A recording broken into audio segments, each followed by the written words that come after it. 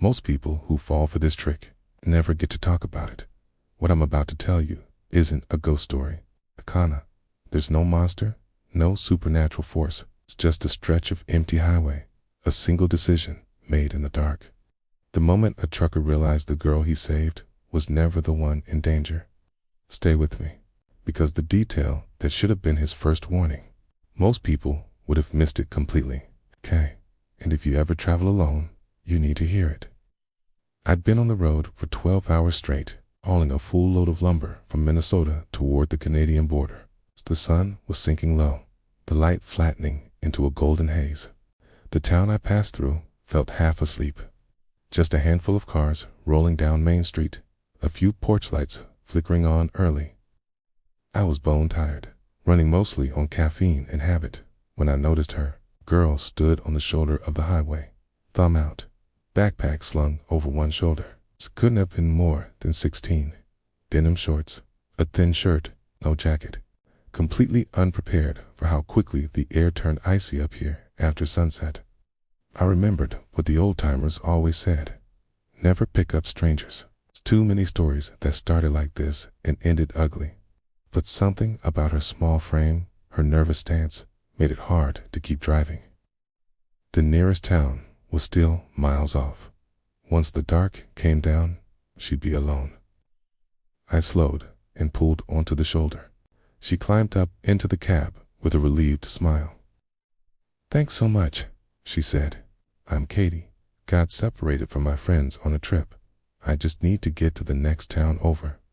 My parents don't even know I'm out here. I really don't want to freak them out." "Tom," I said, shifting back into gear. "You're lucky I came by before dark. What happened?" She gave a casual shrug. "We were hiking. I wandered off the path, got turned around. By the time I found the road, they were gone." "You're the first one who stopped." She talked easily enough, and for a while it felt normal, just strangers making small talk to fill the silence. She asked how long I'd been a trucker. It ever got lonely. "Sometimes," I said, "but I've got the radio, my thoughts." She laughed softly. "Still, doesn't it ever scare you, being out here alone?" I chuckled. "Nah, the road's the safest part. It's people you gotta watch out for." "Kay." When she smiled at that, it didn't reach her eyes. Twilight crept in fast, the sky bruised purple. The road, a gray ribbon stretching through fields and forest. She shifted beside me. "Do you have any water?" "Yeah," I said, grabbing a bottle from the cooler. She took a slow sip, eyes fixed on the horizon. Then suddenly, she straightened. "Wait, slow down." I eased off the gas. Up ahead, something was sprawled across both lanes. 3 shapes, people, lying motionless. "What the hell?" I muttered. No wrecked car, no lights, no skid marks, bodies, pale and still under the dying light. "Looks like an accident," Katie said, voice tight. "We have to help them." Every instinct told me to stop. But something didn't add up. It was too clean, too staged. I'd heard the stories, fake accidents, traps for truckers. I kept my foot hovering above the brake. "We'll call it in," I said, reaching for the radio mic. "Let the state patrol handle it." "No," she snapped, sharper than I expected. "You don't have time for that. They might be dying."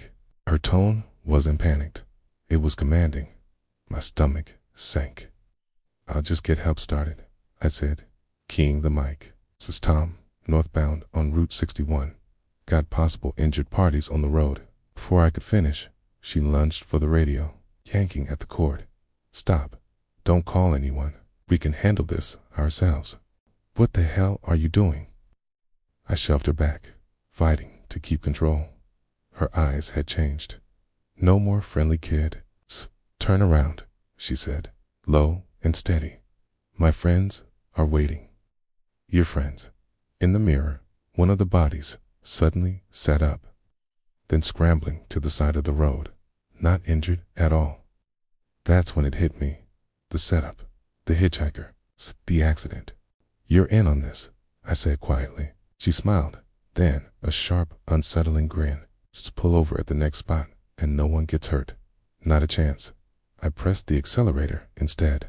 Truck roared forward, and she realized I wasn't stopping. She started shouting, pounding the dashboard. Let me out right now. Not happening, I said. My pulse was a drum in my ears. We're heading to the checkpoint up ahead. Her expression flickered, panic flashing behind her defiance. You can't take me there. Please don't let them see me. But I kept going. And then I saw it. Flashing lights ahead. The border checkpoint. 2 officers stepped forward as I rolled to a stop. Flashlights caught my face, then hers. Evening logs, please. I handed them over, nodding toward Katie. Picked her up hitchhiking. Said she was lost. Then I ran into something weird back there. Before the officer could reply, Katie burst into tears. He forced me in. He wouldn't let me go. I froze for a second. Even I almost believed her. The performance was that good. But the cops didn't flinch. They'd seen it before. Within minutes, the truth came out. Katie wasn't Katie at all. Her real name was Corey, 17, escaped from a youth facility. The 3 lying across the road were part of her crew, trying to ambush the first truck that stopped. You got lucky, one officer told me later as they loaded her into the cruiser. She fought and screamed the whole time, kicking the door hard enough to make it rattle. If you'd pulled over, they'd have had you. They were armed with knives. They questioned me for hours, checked the truck, and they finally cleared me. The lot was empty except for my rig. Drove through the night, hands tight on the wheel. The road looked the same, but it didn't feel the same. Every shadow seemed to breathe. Every flicker of headlights made my chest tighten. I never stopped for a hitchhiker again, because out here you learn fast. The real danger doesn't always hide in the dark. Sometimes it smiles, and thanks you for the ride.